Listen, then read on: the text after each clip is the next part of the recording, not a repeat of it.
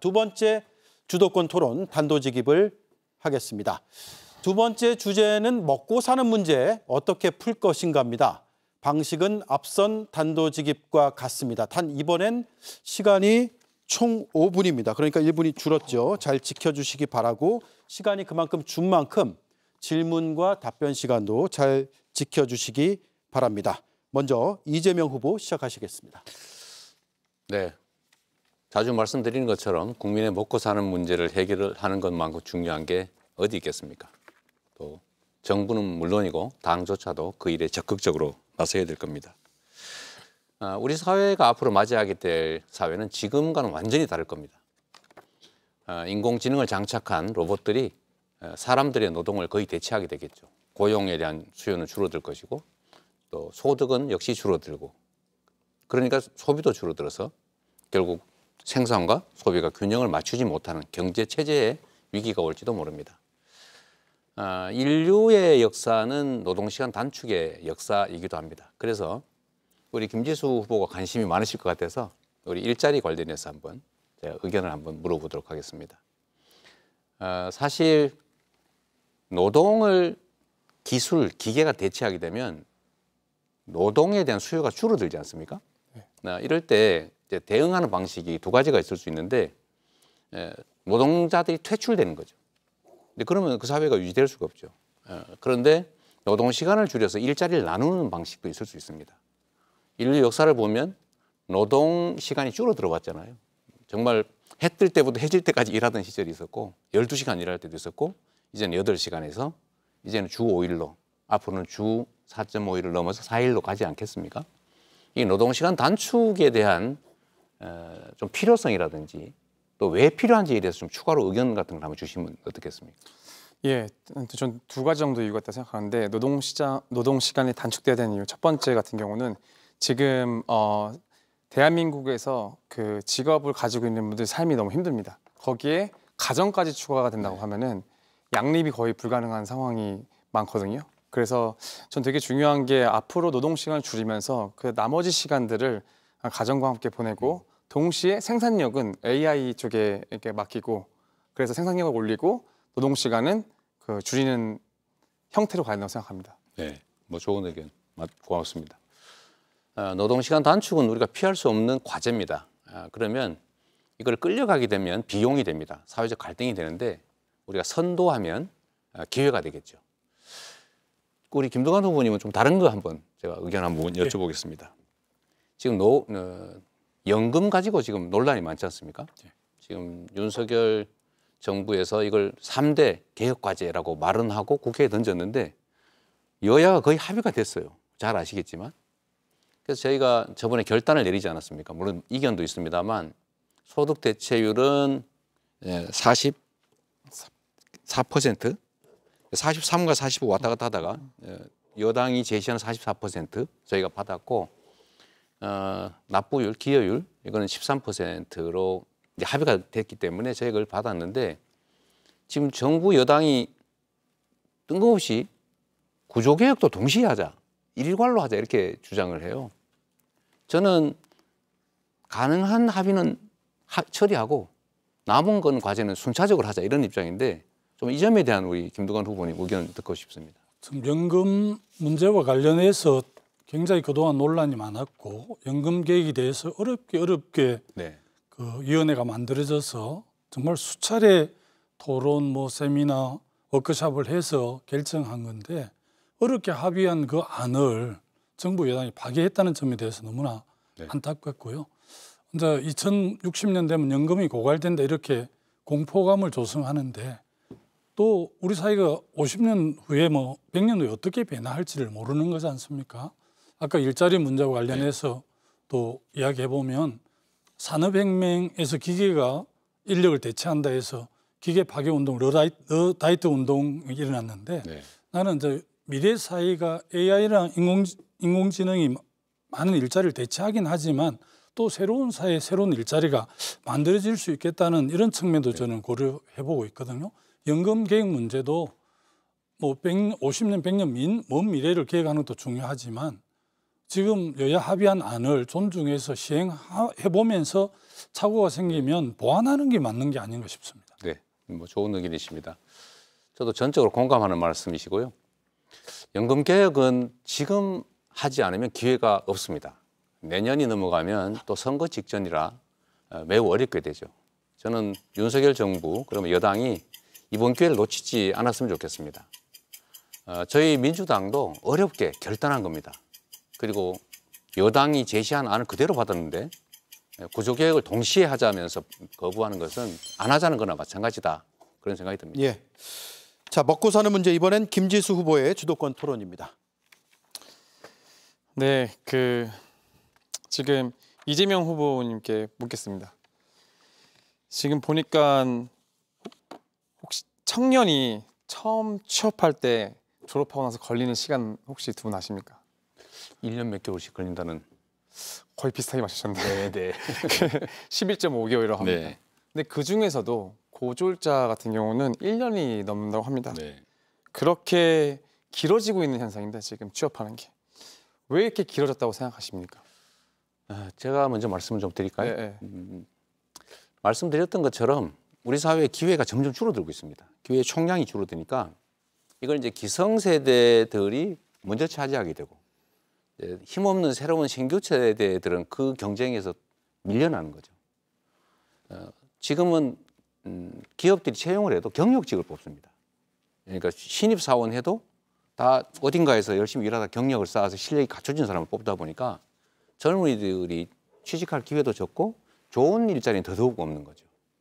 과거에는 기업들이 채용을 해서 가르쳐서 교육시켜서 썼는데 요즘은 그런 사람을 쓰지 않는 거죠. 그런 측면에서 우리 젊은이들의 일자리가 매우 많이 줄어들고 또 구하기도 어려워졌다. 결국 총량 부족의 문제의 최종 피해자다. 그런 생각이 듭니다. 지금 거의 최악의 상황이라고 그러고 지금 이 정부 아래서 청년들과 미래 세대들이 미래를 못 보고 있습니다. 네. 희망이 없습니다. 되게 저희가 심각하게 받아들여야 되고요. 네. 그렇게 말씀을 잘 해주셨는데 그렇다면 이재명 후보님께서 생각하시는 그러는 좋은 일자리라는 건 무엇인지, 그 일자리를 만들기 위해서 우리 어떻게 할 것인지, 무엇보다 미래 세대에게 좋은 일자리라는 건 무엇인지, 어떻게 만들 것인지 네. 여쭤봅니다. 아마도 과거 우리가 살던 세대의 절대 빈곤의 시대를 살았을 때는 소득액이 높은 직장이 좋은 직장이었을 겁니다. 먹고 사는데 그야말로 생계 유지에 도움이 되는, 월급 많이 주는데 이런 데가 좋은 직장이었을 텐데 지금은 절대 빈곤은 벗어난 상태라 아마도 우리 젊은이들 입장에서는 자기 실현에 유익한 일자리가 좋은 일자리일 가능성이 많습니다. 자기의 개성을 발휘하고 자기 뜻을 펼칠 수 있는 곳, 여유를 가질 수 있는 직장, 이런 것들이 아마 좋은 일자리로 평가될 것 같은데 사실은 이거는 결국 우리 사회가 앞으로 가야 될 길하고 관계가 있습니다. 우리 미래 산업 중에 저는 제일 중요한 컨텐츠 산업이라고 생각하거든요. 그러니까 단순한 육체 노동이나 이런 게 아니라 뭔가 생각해서 새로운 것들을 만들어내고 또 문화, 듣고 보고 즐기는 이 영역의 일자리들을 사실 우리는 많이 투자해야 되고 그 일자리들이 우리 젊은이들한테 희망을 주는 좋은 일자리가 아닐까, 그런 생각이 좀 듭니다. 그럼 감사합니다. 김두관 후보님한테는 좀 다르게 한번 질문해 보겠습니다. 우리 김두관 후보님은 지방자치, 지역균형 발전의 대가신데 지금 24일 행안부 주민등록 인구 통계에 따르면은 호남 지역 청년이 전년 대비 2만 5천 명이 감소했습니다. 그리고 부산광역시 역시 전년 대비 2만 명이 감소했습니다. 울산, 대구, 경북, 경남, 충청 할 것 없이 매년 인구가 감소하고 있습니다. 그 가장 큰 이유는 뭐라고 생각하십니까? 청년들이 기대하고 자아를 실현할 수 있는 좋은 일자리가 사실은 수도권에 다 몰려있기 때문에 그렇습니다. 수도권에 이제 정보와 사람, 돈, 특히 이제 판교 이남 쪽은 청년들이 가고 싶어 하지 않지 않습니까? 그래서 그렇게 계속 젊은이들이 기회를 찾아서 수도권으로 몰리고 있고, 그 몰리는 것 때문에 이제 수도권에 엄청난 기회 비용이 생기는 건데, 다른 관점에서 좀 이런 문제를 해결한 걸 잠깐 이야기를 하자면, 평화가 경제고 돈이라고 했잖아요. 개성공단 같은 경우에 남쪽의 자본과 기술, 북쪽의 노동과 토지가 결합한 아주 모범 케이스였거든요. 그래서 저는 이 굉장히 한반도 평화 번영 차원에서 남북의 경제 협력이 되면 정말 블루오션이라고 생각을 합니다. 그런데 뭐 오히려 긴장이 고조되는 이런 상황이기 때문에 너는 정치 지도자들이 이렇게 발상을 전환해서 그렇게 좀 바꾸어서 정말 브로오션, 북한하고의 경제협력 이런 걸 해서 정말 젊은이들에게 기회를 줄 수 있었으면 좋겠다 이런 생각을 늘 하게 됩니다. 다시 한 번 더 질문드리면 청년이 좋은 지방 일자리를 만들기 위한 좀 획기적인 대책이나 그런 게 있으십니까? 사실은 뭐 지방 대학 육성이라든지 지방에 좋은 산업을 육성을 해야 되는데 네. 지금 뭐 포스코든 현대중공업이든 이런 본사들이 포항이나 있다가 다 지금 울산에 있다가 서울로 옮겨버리는 상황인데 이런 부분에 대해서 이제 지방에 본사를 두는 쪽은 법인세 이런 걸 깎아줘서 할 수 있도록 해야 되지 않을까 싶습니다. 네. 자, 마지막으로 김두관 후보의 먹고 사는 문제 주도권 토론 시작합니다.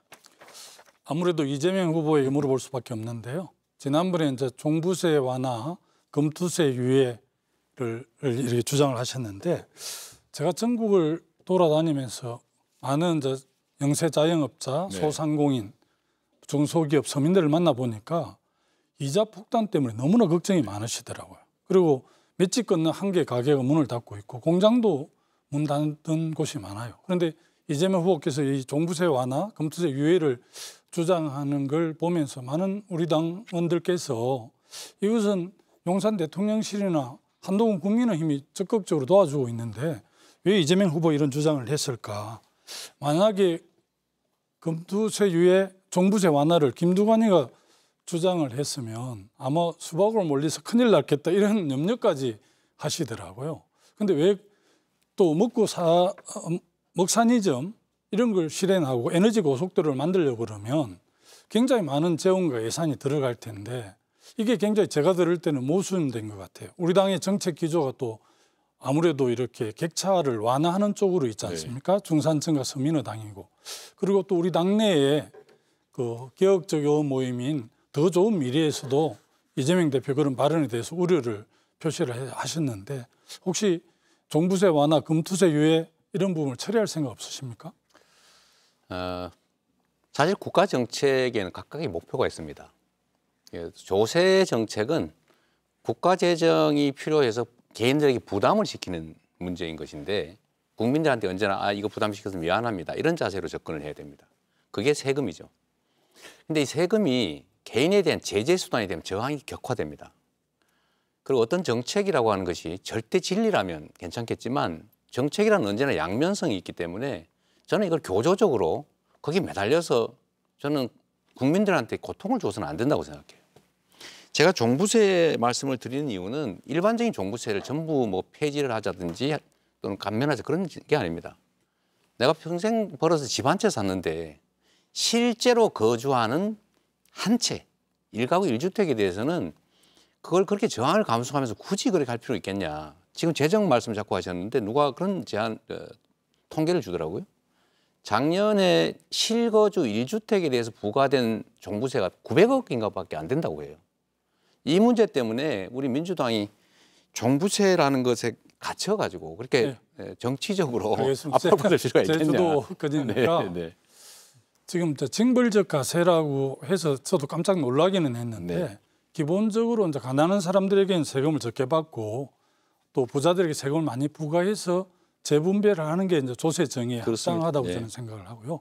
1가구 1주택에 대해서는 이제 면제해 줘야 된다 이렇게 하는데 이미 1가구 1주택에 대해서는 많이 유예를 하고 또 60대, 70대는 20%, 30% 감면해 주기도 하고 또 오래 사셨던 분들한테는 감면도 해주더라고요. 그래서 최근에 정부 여당에서 계속 감세 기조를 하잖아요. 정부 여당에서 세제 개편안을 아마 그제 발표했을 텐데 거기도 종부세는 더 이상 내릴 게 없다고 해서 그 논의 구조에서 종부세 문제는 뺐더라고요.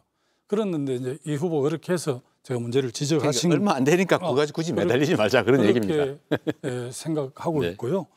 금투세 문제도 이미 이제 2년 유예를 했다가 내년에 시행하게 돼 있는데 정부 여당에서는 금투세를 폐지하고 싶지만 이미 법률로 확정되어 있고 유예한 아니라서 계속 할 수밖에 없지 않습니까? 그래서 저는 우리 당이 이제 어쨌든 부자를 위한 정당이라기보다는 서민과 중산층 어려운 사회경제적 약자를 대변하는 당이기 때문에 이 정체성은 우리 이재명 후보께서 분명히 좀 지켜주시는 게 좋겠다. 이런 주문을 다시 한번 드리고 싶고요. 일단 김지수 후보에게 또 하나 물어보겠습니다. 미국 그 우선주의 아메리칸 퍼스트 정책 때문에 네. 자, 공급망 재편을 네. 트럼프든 뭐 바이든 이야기를 하고 있고 네. 글로벌 공급망이 지금 재편되고 있잖아요. 네, 맞습니다. 이에 따라서 이제 우리나라가 여러 가지 영향을 받을 텐데 네. 이 글로벌 공급망 재편에 따른 우리의 대응 방안이랄까 이런 거에 대해서 좀 묻고 싶습니다. 시간이 없으니까 빠르게 제가 얘기하겠습니다. 일단 첫 번째 중요한 게 중국이 가지고 있는 18개 히토류. 이게 되게 중요합니다. 이거를 어떻게 다른 나라에서 가져올 수 있을지. 지금 공급망 재편은 유럽과 미국 그리고 세계 강국들이 지금 다시 재편성을 하고 있어가지고 중국을 조금 배제하려고 하는 역할이 있기 때문에 중국과 관계를 좀 더 잘하고 그 다음에 그 글로벌 사우스 그리고 다른 나라들과 함께 그 이런 공급망에 대해서 디리스킹하는 그런 전략을 가야 된다고 생각합니다. 네, 감사합니다. 네, 새 후보의 주도권 토론 잘 들었습니다.